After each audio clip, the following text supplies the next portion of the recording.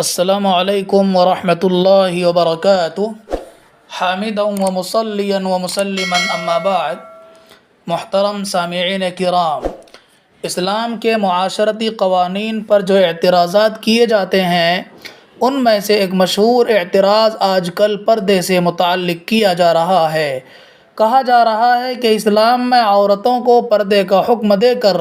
ان کے ساتھ ظلم و ناانصافی کی گئی ہے اور اس سے ان کی ترقی میں رکاوٹ پیدا ہوتی ہے۔ اس اعتراض کی حقیقت کو سمجھنے کے لیے چند نکات پر ہمیں غور کرنے کی ضرورت ہے۔ نمبر 1،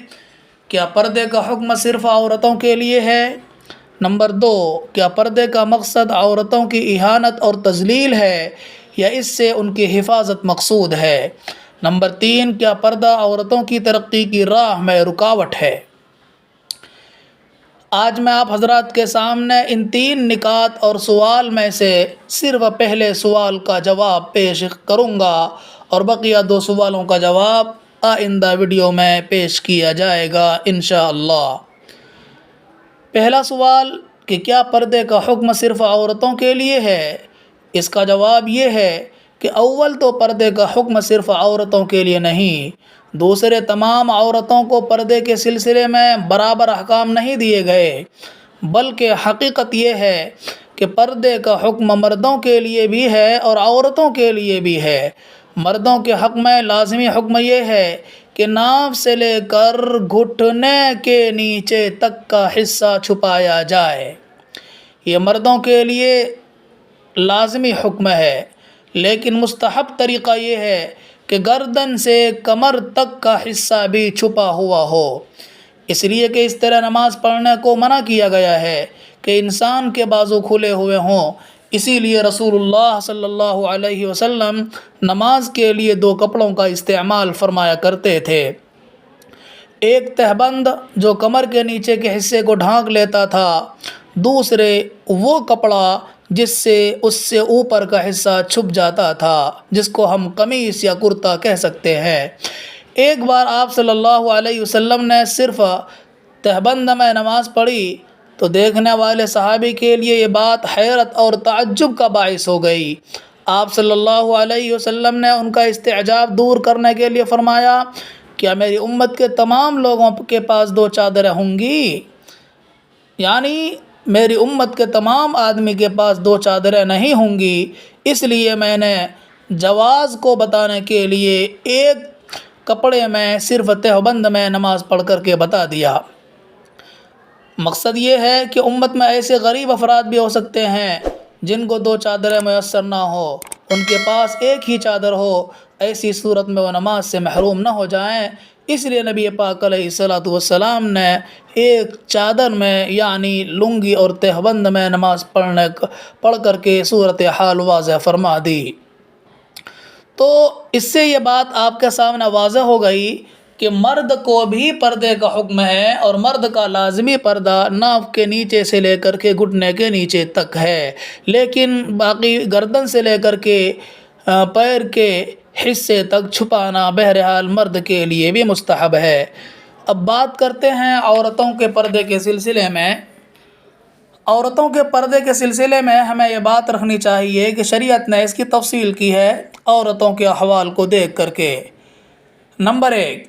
محرم عورت کے لیے چہرہ، ہاتھ، بازو، گردن سے متصل حصہ، پنڈلی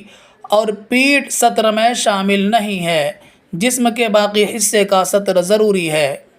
اس کا مطلب یہ نہیں ہے کہ محرم کے سامنے خواتین ان تمام اعضاء کو کھول کر رکھیں، بلکہ منشا یہ ہے کہ اصل میں تو چہرہ اور ہاتھ محرم کے سامنے کھولنا چاہیے، لیکن اگر یہ اعضاء بھی کھل جائیں یا معمولی ضرورت کی بنا پر کھولے جائیں تو اس کی گنجائش ہے۔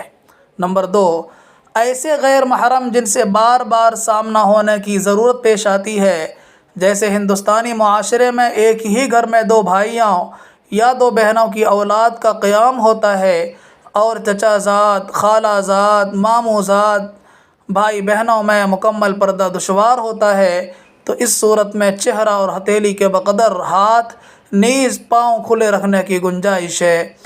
جیسا کہ فتح مکہ کے موقع پر نبی اکرم صلی اللہ علیہ وسلم سے آپ کی چچا زاد بہن حضرت ام ہانی بنت ابی طالب رضی اللہ تعالی عنہ آپ کے سامنے ہوئی ہیں،